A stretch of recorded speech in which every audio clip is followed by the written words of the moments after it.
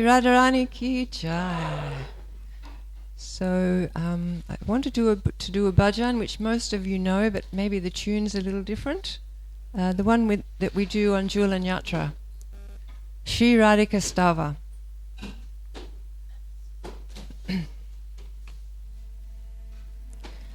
Radhe Jaya Jaya Madhava Dayate Gokula Taruni Mandala Mohite. Radhe Jaya Jaya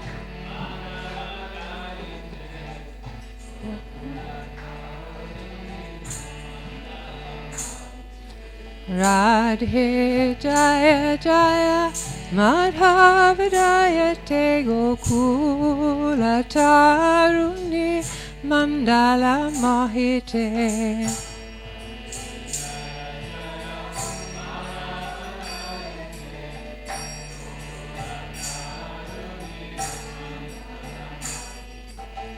Damodaradati Vadhamna Veshe Hari Niskuta Vrinda Vipineshe. Vadhamna Veshe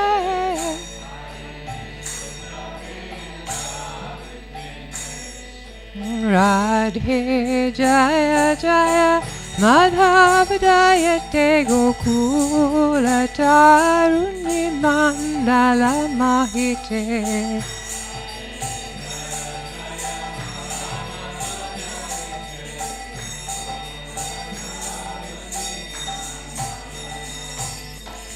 Vishnavanu Dadhi Navashashileke Lalita Shakti Guna Ramita Vishake.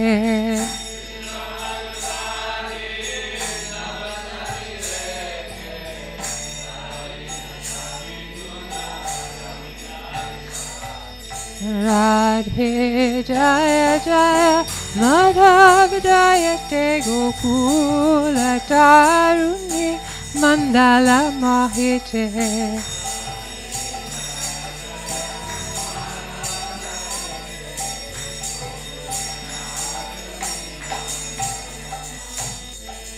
Karunam Kurumai Karunaparite Sanaka Sanatana Varnita Charite.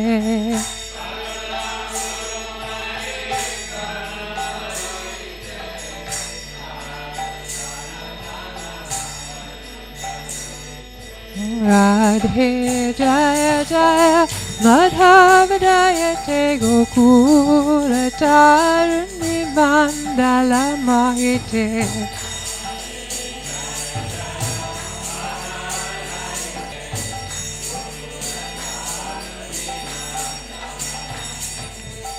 Jaya Radhe Jaya Radhe Jaya Radhe Jaya Sri Radhe.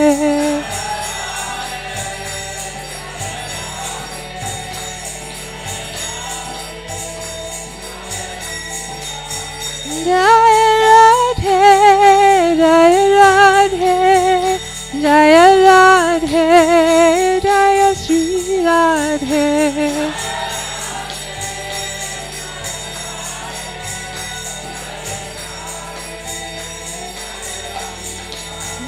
Jaya Radhe Jaya Radhe Jaya Radhe Jaya Sri Radhe.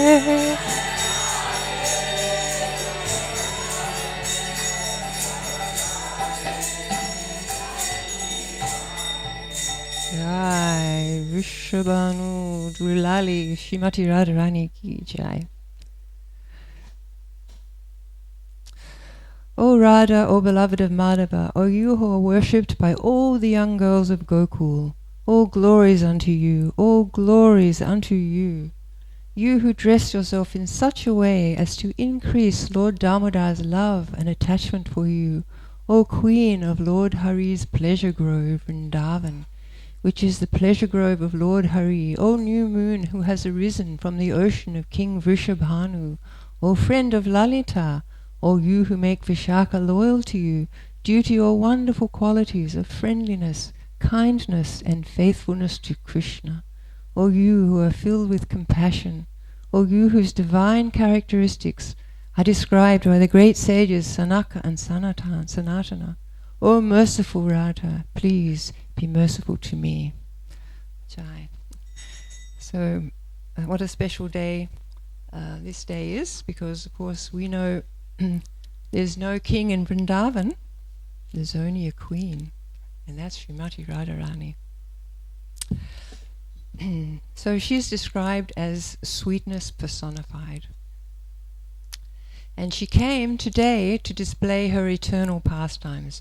I mean, it's all very interesting because in Goloka Vrindavan, there are different characteristics than what, and different pastimes, of course, than what go on here in Gokul Vrindavan. So in Goloka Vrindavan, Radha and Krishna, they don't have to fear separation, they don't have demons coming, they don't have demigods disturbing them. Everything proceeds very beautifully every day. But when they come here to Gokul, there are all sorts of disturbances and different sort of rasas get churned here in the material world. So it's very special. So she is, of course, she's described as an unlimited flow of intoxicating nectar. And she's called Haripriya, or very dear to Krishna. And she's so elevated that she can attract the attractor of Cupid. She's the only person that can do this. So the spiritual world is actually conducted by Srimati Radharani. She's the one that arranges everything. Her eternal father is Vrishabhanu Maharaj, and her eternal mother is the beautiful Kirtida, and they lovingly take care of Srimati Radharani. So on a half moon night in the month of Bhadra, King Vrishabhanu came to the Jamuna at Raval, they lived in Raval at the time, to bathe, and he found himself engulfed in this like pure golden aura, and there was a sense of love coming from this aura. So then when he looked closer, he saw that it was emanating from an effulgent 100-petaled lotus in the middle of the river, where an exquisite baby was lying on the whirl of that lotus. So the king immediately took this beautiful golden baby and took her back to Queen Kirtida, who was very delighted, although she was shocked to find that this little girl was blind, this beautiful girl. So when Lord Krishna's mother Yashoda heard that her best friend Kirtida had a baby, she came to visit, along with her husband and her son. So Krishna, when he was in the house, he immediately crawled up, pulled himself up to Radharani's cradle, and he peeked in. So at that very moment, Srimati Radharani's eyes fluttered and opened wide and blossomed like lotuses. So everybody became very ecstatic, very delighted. So there's a reason for this, because she was actually unwilling initially to come to Gokul Vrindavan. She didn't want to leave. She didn't want to be separated for Krishna from one moment. So obviously when she came here, there was many times when they were separated, and indeed she spent most of her time here in separation. So, but Krishna really insisted that she come. So finally she agreed to come on the condition that she would keep her eyes closed until she could behold his form. So that's why she made that appearance of being blind, so that she could always just see Krishna. So we have to understand the position of Srimati Radharani. We need to sort of understand about the Lord's internal potency, called Hladini, which is the pleasure potency. So we all have a desire for pleasure, and we have that potency for pleasure. So where does it come from in us? We know that everything comes from Krishna. So it comes from this aspect of hladini, or pleasure, in his internal potency. Krishna, we know, is completely spiritual, so his enjoyment is going to be on the spiritual platform. He'll never try to enjoy with a mundane person, because his pleasure is completely transcendental and it is arranged by Srimati Radharani. So she's described as the topmost mistress of Krishna's comforts. So the whole spiritual world is actually perfectly running by her wonderful internal potency. So just as the potent and potency can never be separated, like fire can never be separated from heat, therefore Radha and Krishna are actually non-different.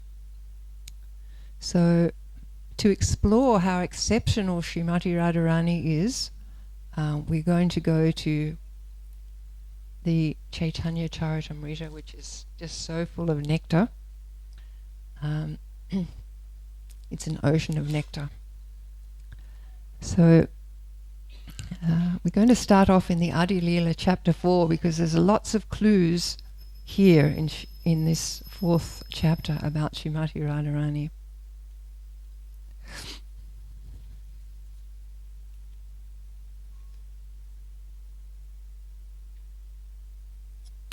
The loving affairs of Sri Radha and Krishna are transcendental manifestations of the Lord's internal pleasure-giving potency. Although Radha and Krishna are one in their identity, they separated themselves eternally. So Radha and Krishna are one and the same, but they have assumed 2 bodies. Thus they enjoy each other, tasting the mellows of love. Srimati Radharani is the transformation of Krishna's love. She is his internal energy called hladini. That hladini energy gives Krishna pleasure and nourishes his devotees.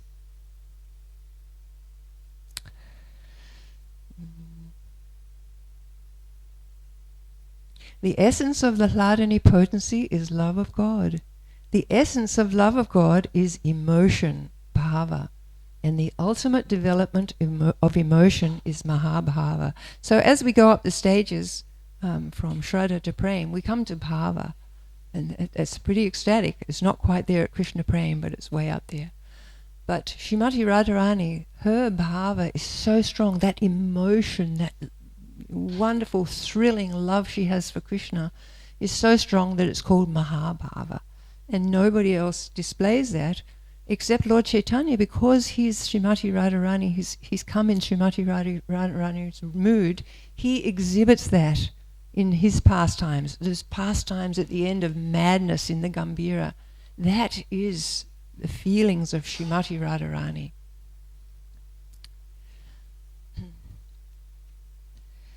So the essence of the hladini potency is love of God. Oh, right.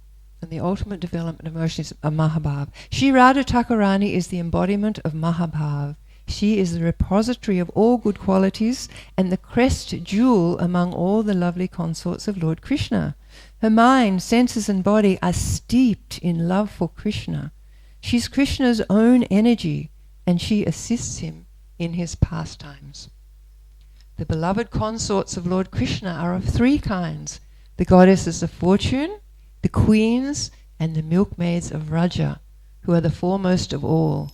These consorts all proceed from Radhika.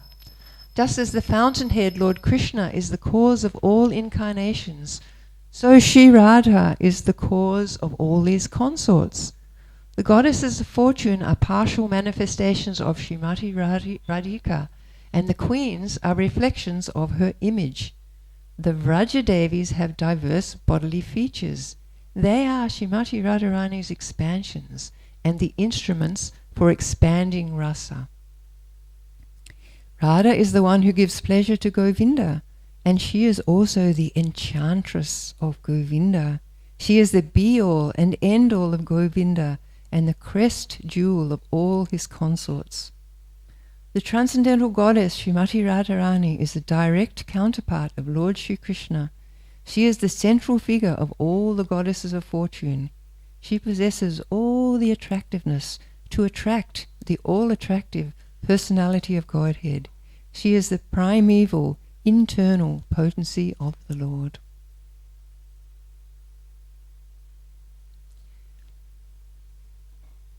So this is Krishna's words. I am the full spiritual truth and am made of full joy, but the love of Srimati Radharani drives me mad. I do not know the strength of Radha's love, with which she always overwhelms me. The love of Radhika is my teacher, and I am her dancing pupil. Her prema makes me dance various novel dances. Whatever pleasure I get from tasting my love for Srimati Radharani, she tastes 10 million times more than me by her love. Just as I am the abode of all mutually contradictory characteristics, so Radha's love is also full of similar contradictions. Radha's love is all-pervading, leaving no room for expansion, but still it is expanding constantly. There's nothing greater than her love, but her love is devoid of pride. That is the sign of its greatness. Shri Radhika is the highest abode of that love, and I am its only object. I taste the bliss to which the object of love is entitled, but the pleasure of Radha, the abode of that love, is 10 million times greater. My mind races to taste the pleasure experienced by the abode, but I cannot taste it, even by my best efforts. How may I taste it? And then we know how he did taste it. He came as Lord Chaitanya Mahaprabhu in Srimati Radharani's mood, just to taste that wonderful pleasure of Srimati Radharani. So,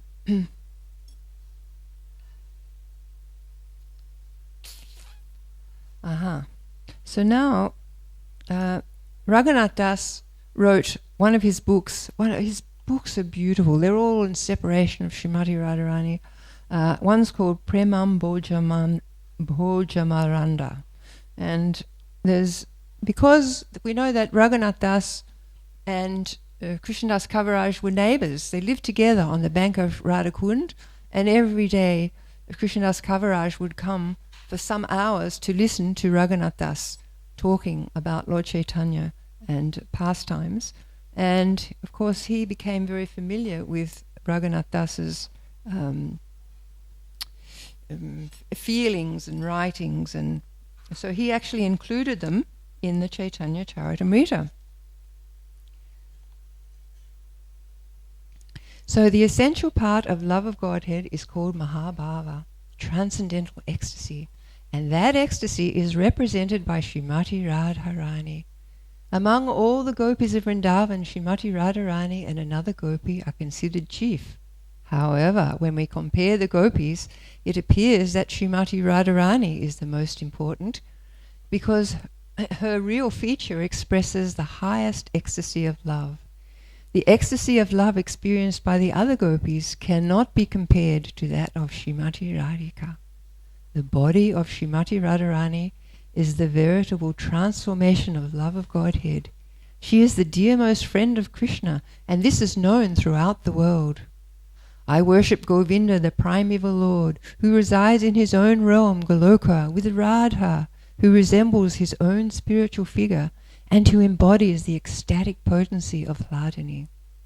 Their companions are her confidants, who embody extensions of her bodily form, and who are imbued and permeated with ever blissful spiritual rasa. That supreme ecstasy of Srimati Radharani is the essence of spiritual life. Her only business is to fulfill the desires of Krishna. Srimati Radharani is the topmost spiritual gem, and the other gopis, Lalita, Vishaka, and so on, are expansions of her of all transcendental flavors. Lord Krishna's affection for her is like a perfumed massage. So this is where he starts describing Srimati Radharani, her bathing, her body, her beauty. He says, so we've got Krishnadas Kaviraj relishing what Raghunath Das Swami was relishing. So it's kind of like, it's coming down. And we're so fortunate that we have the Chaitanya Charitamrita to at least, whether we imbibe this, but at least to hear and get purified by these nectar words of Raghunath Das. Srimati Radharani takes her first bath in the shower of the nectar of compassion. She takes her second bath in the nectar of youth. After her midday bath, Radharani takes another bath in the nectar of bodily luster, and she puts on the garment of shyness, which is exactly like a black silk sari. Srimati Radharani's affection for Krishna is the upper garment, which is pinkish in colour. She then covers her breasts with another garment comprised of affection and anger towards Krishna. Srimati Radharani's personal beauty is compared to the reddish powder known as kumkum. Her affection for her associates is compared to sandalwood pulp, and the sweetness of her smile is compared to camphor. All these combined together are smeared over her body. Conjugal love for Krishna is just like an abundance of musk. By that musk her whole body is decorated. Covered anger and craftiness constitute the arrangement of her hair. The quality of anger due to jealousy is just like the silk covering her body. Her attachment for Krishna is the reddish colour of betel nuts on her brilliant lips. Her double dealings in loving affairs are just like the black ointment around her eyes. The decorated ornaments of her body are the blazing ecstasy of goodness, and these constantly existing ecstasies are headed by jubilation. All these ecstasies are like ornaments all over her body. These bodily ornaments constitute 20 kinds of ecstatic symptoms, beginning with Kila Kinchita. Her transcendental qualities are the flower garland hanging in fullness over her body. The tilak of fortune is on her beautiful broad forehead. Her various loving affairs are a gem, and her heart is the locket. Srimati Radharani's gopi friends are her mental activities, which are concentrated on the pastimes of Sri Krishna. She keeps her hand on the shoulder of a friend who represents youth. Srimati Radharani's bedstead is pride itself, and it is situated in the abode of her bodily aroma. She is always seated there, thinking of Krishna's association.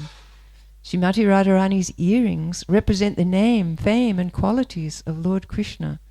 The glories of Krishna's name, fame, and qualities are always inundating her speech. Srimati Radharani induces Krishna to drink the honey of the conjugal relationship. She is therefore engaged in satisfying all the lusty desires of Krishna. Srimati Radharani is exactly like a mine filled with valuable jewels of love for Krishna. Her transcendental body is complete with unparalleled spiritual qualities. If one asks about the origin of love of Krishna, the answer is that the origin is in Srimati Radharani alone. Who is the most dear friend of Krishna? The answer is Srimati Radharani alone. No one else. Srimati Radharani's hair is very curly. Her 2 eyes are always moving to and fro, and her breasts are firm. Since all transcendental qualities are manifest in Srimati Radharani, she alone is able to fulfill the desires of Krishna, no one else. Even Lord Krishna himself cannot reach the limit of the transcendental qualities of Srimati Radharani. How then can an insignificant living entity count them? Day and night Lord Krishna enjoys the company of Srimati Radharani in the bushes of Vrindavan. Thus his pre-youthful age was fulfilled through the affairs with Srimati Radharani. So then just a few more verses from Chaitanya Charitamrita. And these ones are describing how Lord Krishna feels about the Vrindavan devotees.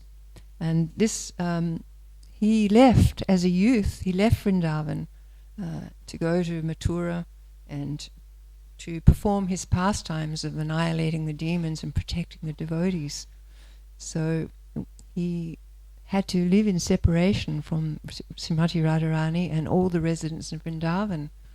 So when many years later they met, in Kurukshetra, when there was a solar eclipse, there was that exchange again of feelings as they saw their Krishna there.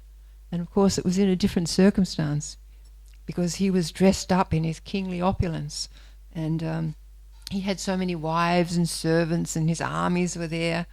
So the residents in Vrindavan, they were simply used to Krishna just living, looking so beautifully natural in the forest, decorated with peacock feathers and no shoes, wandering about in Vrindavan forest. So that they actually, that was their vision always of Krishna, that he was standing there in that threefold bending form in the groves of Vrindavan. So when they met him again, they were not very pleased to see that opulence. So they began to remind him of their simple, loving dealings in the charming forests of Vrindavan. The inhabitants of Vrindavan, this is what they said to Krishna, the inhabitants of Vrindavan do not want you dressed like a prince, nor do they want you to associate with great warriors in a different country. They cannot leave the land of Vrindavan, and without your presence they are all dying. What is their condition to be? My dear Krishna, you are the life and soul of Vrindavan Dham. You are especially the life of Nanda Maharaj.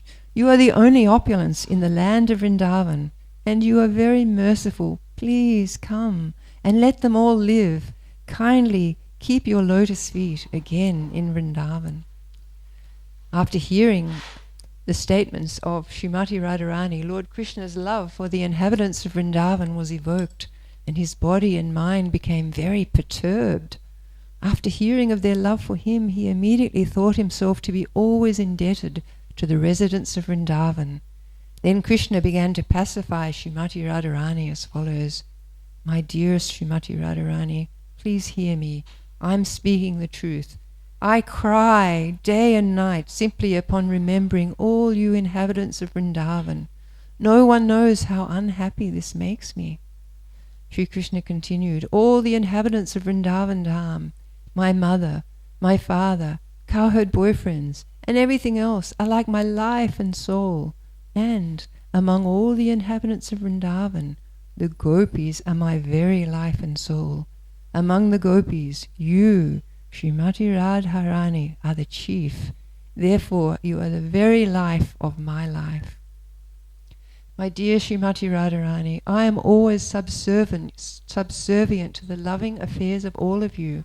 I am under your control only. My separation from you and residence in distant places have occurred due to my strong misfortune. You are my most dear, and I know that in my absence you cannot live for a moment. Just to keep you living, I worship Narayan. By his merciful potency, I come to Vrindavan every day to enjoy pastimes with you. I then return to Dwarka Dham. Thus you can always feel my presence here in Vrindavan. There in Vrindavan. So there's a little story concerning Narayan and the chanting of Narayan. One of the elderly brahmanas, very respected brahmana, spoke to Krishna and he said, well, you should be chanting the name of Narayan. You should chant japa of Narayan. So then Krishna said, okay. And Mother Yasoda the next day set him up in the courtyard of Vrindavan, in the courtyard of her house, so that he could chant the holy name of Narayan.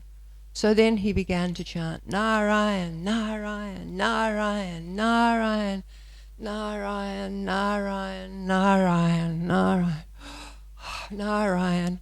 In the meantime, Vrinda Devi, she knows everything that's going on, so she sent one of her parrots to find out how Krishna was chanting this Narayan.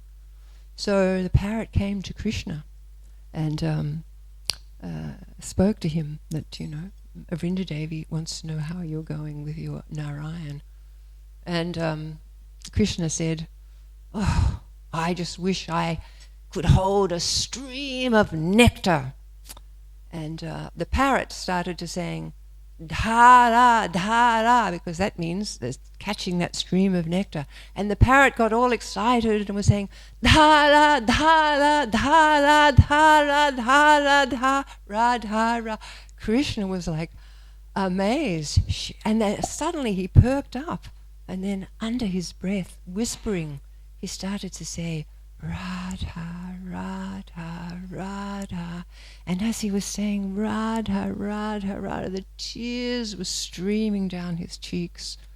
At that very moment, Mother Yasoda looked through the kitchen window and she thought, oh, my Lala, he's so much in love with the name of Narayan, he's crying.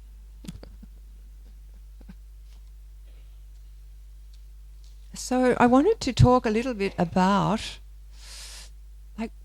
we've got this just wonderful, at our fingertips, we've got all these resources to know about Srimati Radharani, and they come through our disciplic succession. So I wanted to talk about the devotees in our disciplic succession and their feelings for Srimati Radharani. So of course we'll start off with Srila Prabhupada. We know that his father, Gaur Mohande, was a great devotee of Radha and Krishna. And right from the start, when he would invite people, he would always ask them, I want you to bless my son to become a great devotee of Srimati Radharani. So all these different Babas he would invite, they would bless Srila Prabhupada that he would become a great devotee of Srimati Radharani. And Prabhupada described that when he would be taken to the day temple, just not far from their residence, and he described that as a young boy he would stand for hours mesmerized by the beautiful Radha and Krishna forms in that temple. He would watch, all their artik, all their different, all their different services, and he would just, he described that he would stand for hours together. So then his father, when he was 6, chose to give him some Radha Krishna, brass Radha and Krishna deities. So Srila Prabhupada took very good care of those deities. He would dress them, he would offer his food to them, he would put them to sleep at night, and he would perform arti. And his assistant was Parvatarini, his sister. And his brothers and sisters used to tease them, oh, you two spend so much time with Radha and Krishna, how will you ever get ahead in life? So Srila Prabhupada stated in various classes that approaching Krishna becomes easy when we do that through the mercy of Srimati Radharani. And he's stated that if Srimati Radharani recommends, oh, this devotee is very nice, then Krishna will automatically accept such a person, even though they may not have particularly good qualities. So, or good qualifications. So he advised us in various classes on RADHASTAMI, he would always say this: if we take to devotional service and simply try to please Srimati Radharani, Krishna will be easily obtained. And as for his beloved guru, Srila Bhaktisiddhanta was very much a Radharani Bhakta. He used to say, and he said this frequently, and he actually said it in Radhakund when they were in Radhakund on Parikram, that most devotees worship Radharani to please Krishna. But we worship Krishna to please Srimati Radharani. That was the Gaudiya Vaishnavas. So as you know, our sampradaya is the only sampradaya where Srimati Radharani is worshipped. In other sampradayas they worship Lord Narayan, or in the Nimbarkacharya one they worship Bal Gopal. But this Brahma Madhva Gaudiya Sampradaya is the only one where Srimati Radharani is worshipped.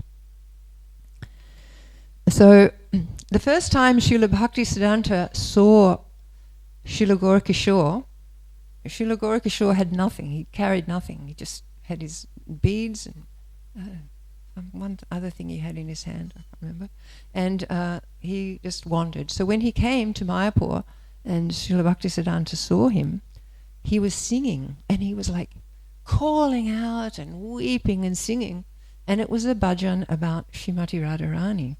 And what it was doing was asking, where are you? And he was going through the different places, just like the Goswamis, are you on the hill here? Where are you? So he was doing the same thing, going to all the different pastime places in his mind in Vrindavan and asking, where are you? And Srila Bhaktisiddhanta was struck by this. So he actually followed him, walked behind him with a pen and paper, and he wrote down this bhajan by hand. And Srila Bhaktisiddhanta kept that bhajan of that separation from Srimati Radharani his whole life. There's pictures of that bhajan that he wrote down of Srila Bhaktisiddhanta Gaur Das. So Gaur Das, he never wanted anything because he felt so full and rich in that Radha Prem. So Srila Bhaktivinoda Thakur, of course, he is very much a Srimati Radharani Bhakta, and he wrote this: one who takes hold of Sri Radha's lotus feet with great care obtains the priceless jewel of Sri Krishna's lotus feet. Without the lotus feet of Sri Radha, one can never attain Sri Krishna.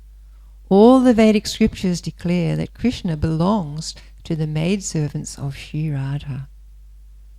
And in his writing, Srila Bhaktivinoda Thakur actually recorded his prayers for the afterlife. He had an afterlife plan which he was begging. He was welcoming the death of his body, but his burning desire then was to take birth as the maidservant of Srimati Radharani. What he wanted was he could take birth in Varshana, and then he could serve Srimati Radharani, and then he could marry someone from Javat, so that way he could live in Javat and serve Srimati Radharani, plus when she came to visit her parents in Varshana, he would come as her maidservant. So this was Srila Bhaktivinoda Thakur's great desire. So as for, there's so many stories about various acharyas and their attachment to Srimati Radharani. It's very moving to hear, to read about them.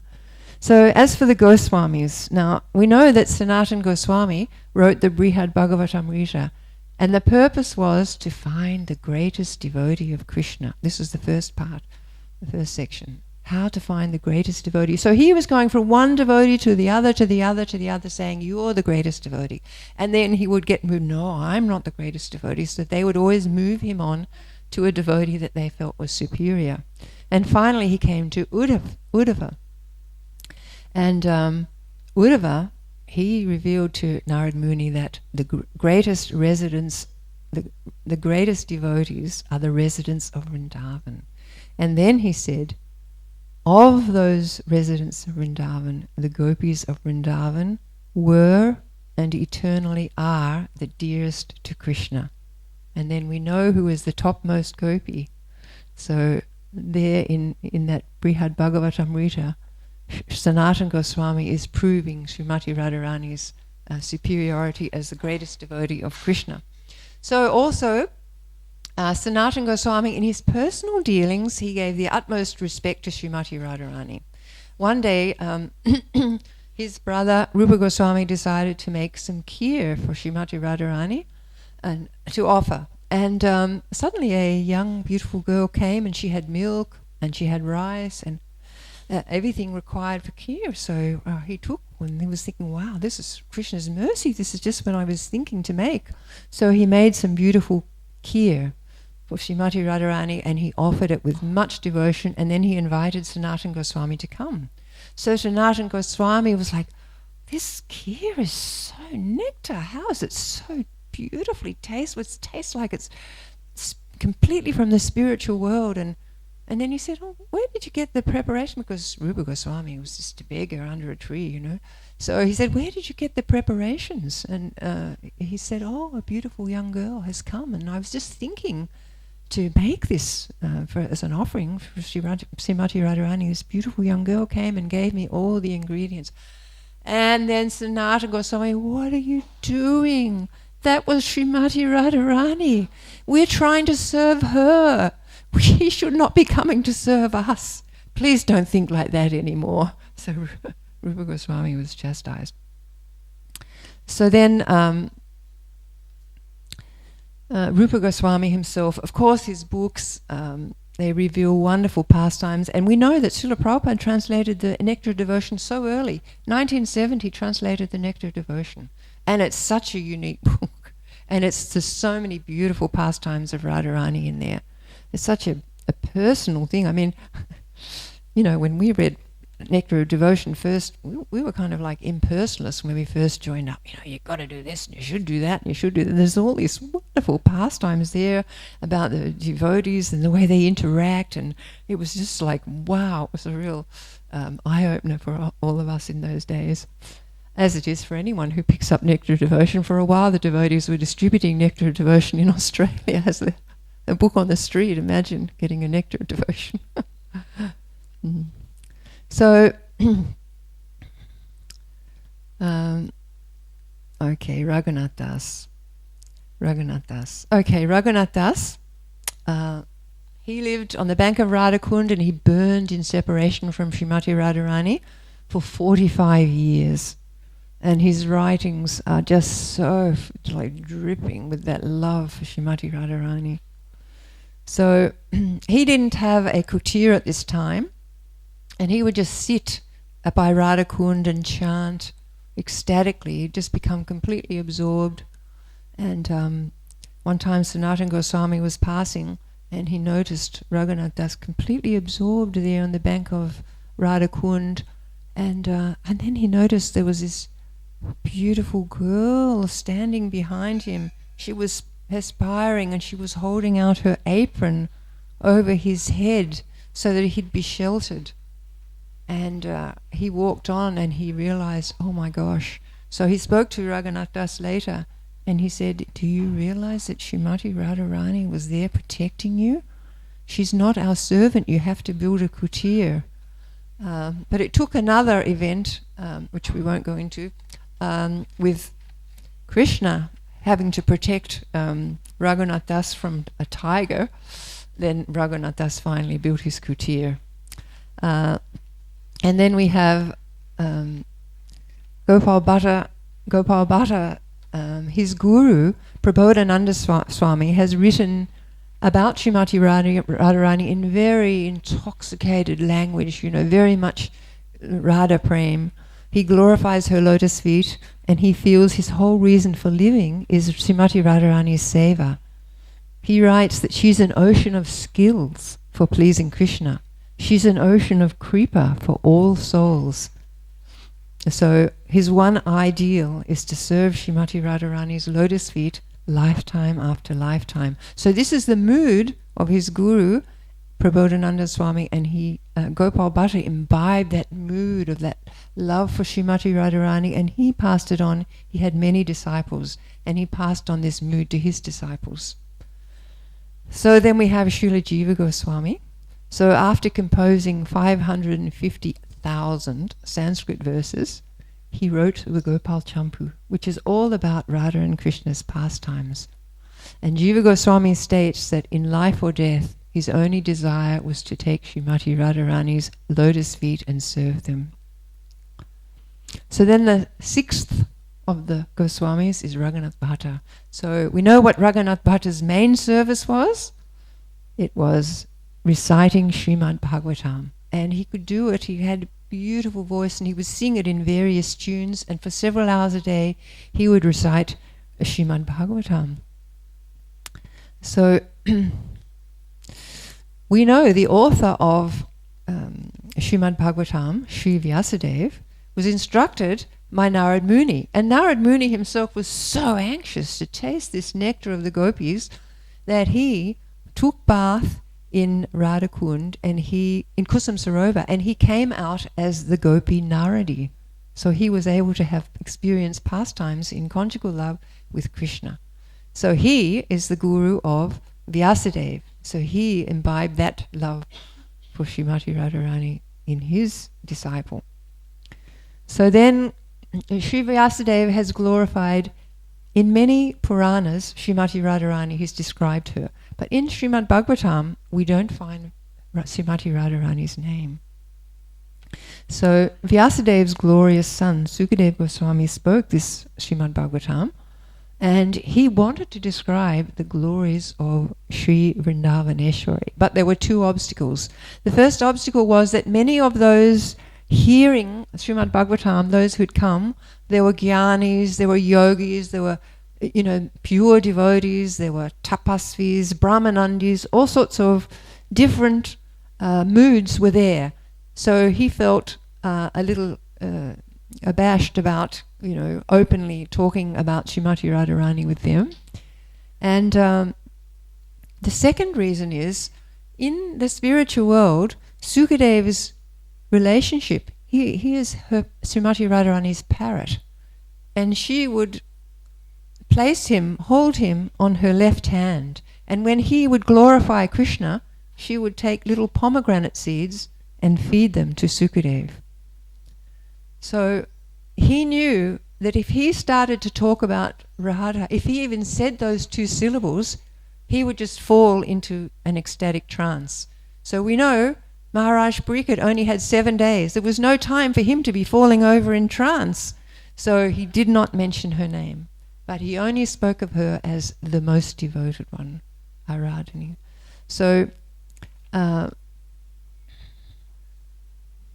Raghunath Bhatta, of course, his recitations then, knowing all this and being he was so filled with devotion and love for Srimati Radharani, that as he spoke the Srimad Bhagavatam each day, it's described that tears would come down his face the whole time. He wouldn't have a dry face. As soon as he started reciting, the tears would come, and sometimes they'd drip down on the Bhagavatam. So it was difficult for him to read.